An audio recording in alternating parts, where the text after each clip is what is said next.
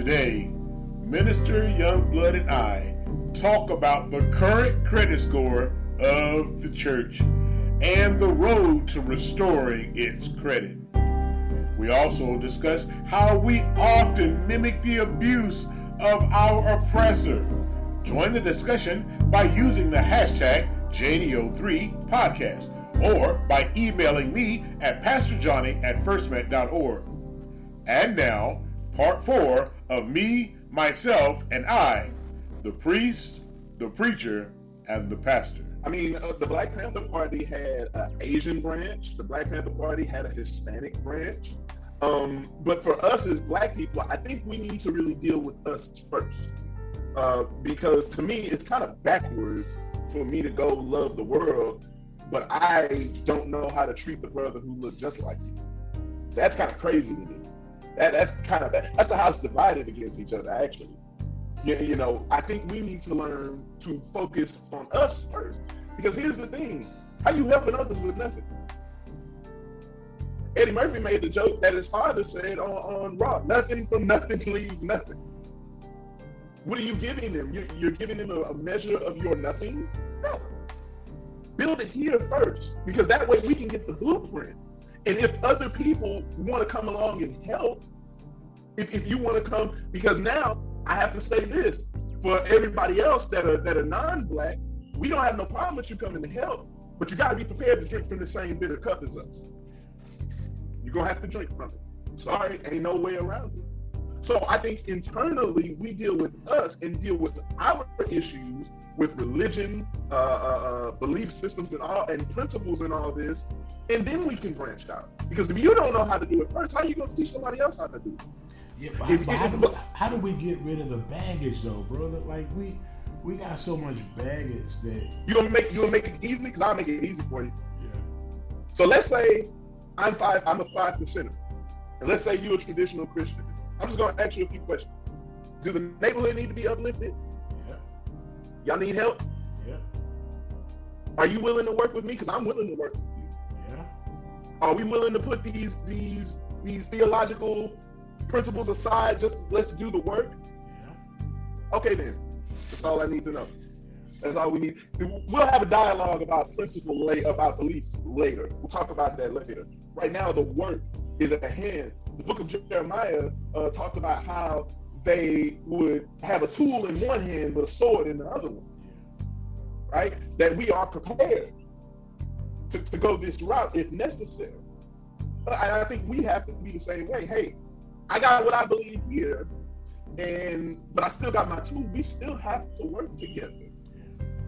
Like, I mean, it's as simple as that. Yeah, I think what's interesting, and you and I have had this conversation before too, I think even with some of the young adults that we've experienced in our church context, is that, you know, the church for the longest has been the place of ministry. If you need something, come here. If you need something, come here. If you need something, come here. And we've also controlled the narrative, we control the structure, we control the money.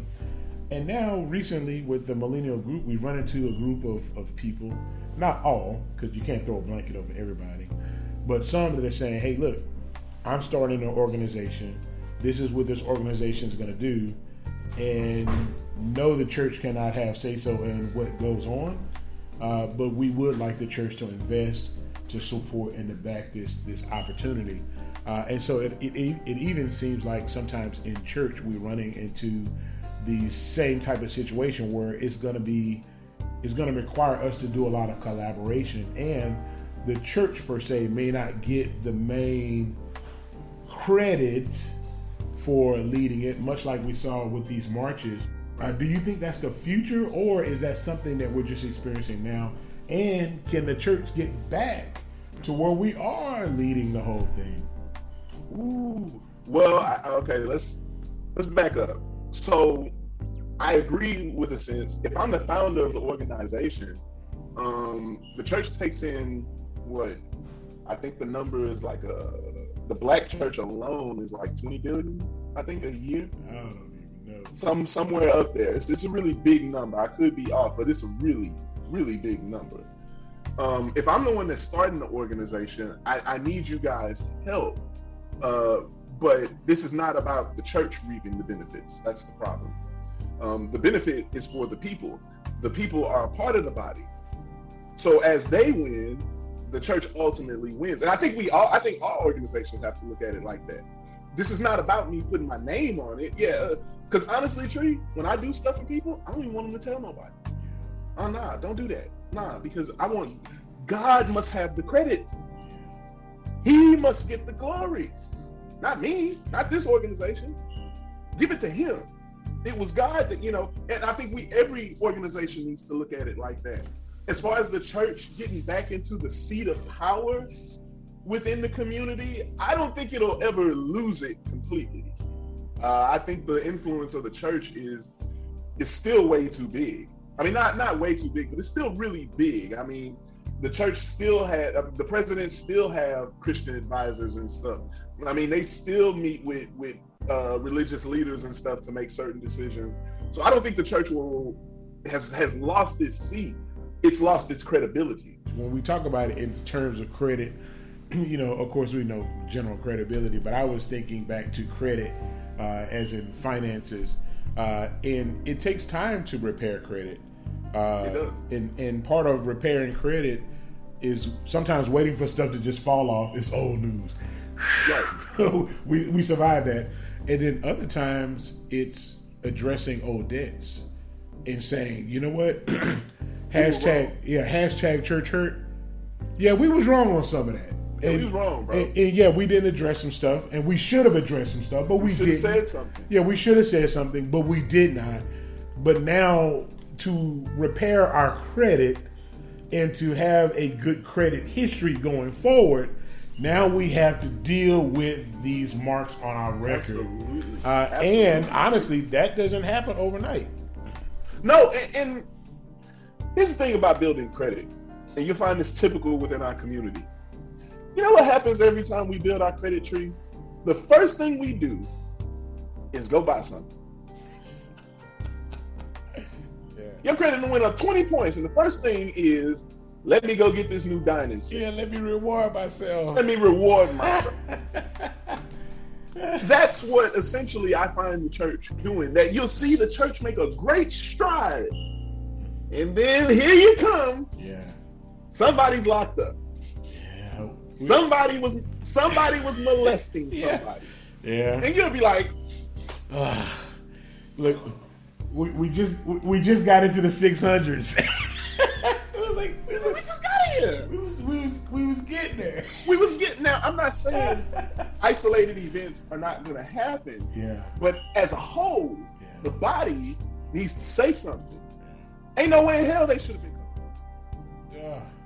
And the proof is there, especially when the proof is there. It ain't fabrication. It ain't no we made it up. The proof is there. Yeah. So why are we still covering it up? Well, you can't put your mouth on the man of God. Yeah, but he needs to be held accountable. Sorry. And every time and it's always the major guys. It's the big guy. Because again, like you said in the beginning, and I'm glad you said that. You said that the look is the cars, money, all that good stuff. So these guys, these big time preachers, essentially do sit at the top. Ain't no denying that. Okay. But when you're asking God's people to help fund you to get a jet because you can't take regular flights, your credit score just went down again. You see? And we don't understand as a people that what you do at the top is a reflection of the whole. Because nobody care what Reverend Joe Blow doing on the West or in Acres Home. They don't care. But Osteen, on the other hand, we care. Ralph West, on the other hand, we care. Yeah, he care. Well, what he should have done is he should have asked for that jet during COVID season, because then he could have said, "Hey, look, man, I need to fly on this private jet because it's COVID out there." Hey, Tree, I'm gonna tell you right now, I can't trust you. Last name is Dollar. Oh, come on, man. I don't trust you. I can't. No. It's a legit name. I mean, yeah. But let's say this. Back to this idea of the oppressor. And I'm going to throw my man Bill Cosby in there, even though I probably shouldn't call him my man. Go ahead. But to say this, that yes, he did those things and it was wrong. Okay, so we've done that, court of law, proven wrong. But he was mimicking behavior that he saw modeled from, as we were going to call, the oppressor. He was in an industry. He started gaining money, started gaining power, started gaining fame, and then he sees the way these other people are managing their power, and for some reason, he believed it. He forgot. And you know what Paul Mooney called that, right? You know what Paul Mooney called what happened to Bill Cosby? No, that's called the wake up call. Oh yeah. They gonna remind you. Oh yeah, you're not one of us. Now, having said that, now to bring you back into this dialogue, because I want you to talk about this, is that some of us as pastors and preachers do the same thing. Is you talk about cutting off these narratives and cutting off this trained behavior, this model behavior. It's like, look, this is how elite people behave. This is what elite people do. And now that you're a part of the club, you now have the access or the ability to do these things. And then the church loses credibility when we take advantage and abuse power. So I ask my grandfather this all the time: is it possible to have this power without being corrupt or corrupted? Power does corrupt. I could easily say what I would do with $20 million, but when you actually get it, it's a whole nother story. So what we're doing right now, we're really bouncing theory and principle off each other. We really don't know what we would do. I can't be bought. Now, maybe I'm saying that because the right amount of money ain't been in my pocket. You know what I'm saying? I'm going to keep it all the way a buck. I'm going to keep it a bean with God's people. Yeah. Maybe I ain't had the right amount of money. Somebody try. I'm rich! Yeah. You know? At least, please, somebody try. You know, but you have to condition yourself. Again, that's where conditioning comes in. Because as a believer, you should live your life in the moves you make in anticipation for when that time does come. Because if you're doing the work, no matter if it's 10, 20, 30, 40 years, you're doing the work, it will happen. So in the meantime, I'm going to tell you a principle I used to teach people. When things are going to hell in your life, you're actually kind of good. Because when things are going well, you probably might want to take a second look at what's going on. Because you notice people don't talk to God when everything is good. Because you're not conditioned to serve the Most High, even in the good and the bad. And it's the same thing with conditioning the power. Because you don't know what power looks like, and you get a little taste of it, you've lost your mind because the people around you and the principles you were taught were not conditioning you to not think about yourself. I had a dream, Tree. I had a dream that I had $1 million. I had a big church. And I made some kind of deal to where I got back 20 million in my pocket. And I sat there at my desk and I said, I'm going to get this back to God's people. And I set up a system to where everybody in the church, in the dream, I had like 5,000 members. I split that money with them. Here, this is y'all. This ain't mine. I got enough. This is and that's in my heart to do that.